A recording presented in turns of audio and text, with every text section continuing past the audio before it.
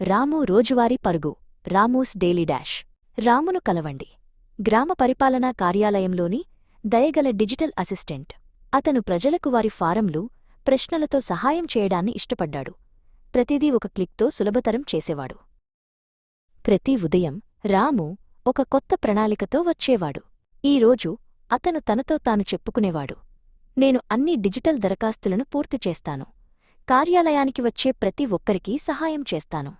కాని అతను ప్రారంభించగానే ఒక స్వరం పిలిచేది, రాము, నీరు వినియోగంపై ఇంటింటి సర్వే కోసం నువ్వు కావాలి. మరియు అతను ధూళి నిండిన దారుల గుండా నడుస్తూ వెళ్లేవాడు.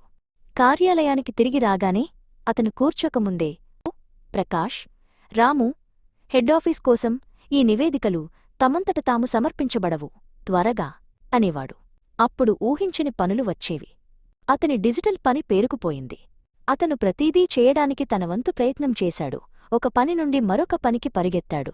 అతను అందర్నీ సంతోషపెట్టాలని కోరుకున్నాడు. కాని ఒకేసారి చేయడానికి చాలా పనులుండేవి. రోజు చివరికి డిజిటల్ దరఖాస్తులు సగం పూర్తయ్యాయి.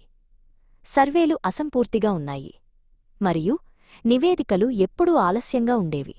రాము, నువ్వు ఏ పని సరిగ్గా ఎందుకు చేయలేవు? ప్రకాష్ నిట్టూర్చేవాడు. మీనా వంటి గ్రామస్థులు కూడా ఓపికగా ఎదురుచూసేవారు. కొన్నిసార్లు నిరాశపడేవారు. నా దరఖాస్తు ఇంకా పెండింగ్లో ఉంది, రాము. ఆమె తన స్వరం మృదువుగా కాని నిరాశగా అనేది. ప్రతి రాత్రి రాము తన డైరీతో కూర్చునేవాడు.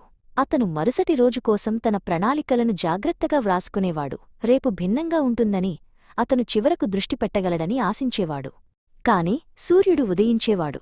దానితో పాటు అంతంలేని అంతరాయాల చక్రం. రాము, డిజిటల్ అసిస్టెంట్, ప్రయత్నిస్తూనే ఉన్నాడు. అతను కేవలం క్లిక్ చేసి, టైప్ చేసి, నిజంగా సహాయం చేయగల రోజుకోసం కలలు కనేవాడు.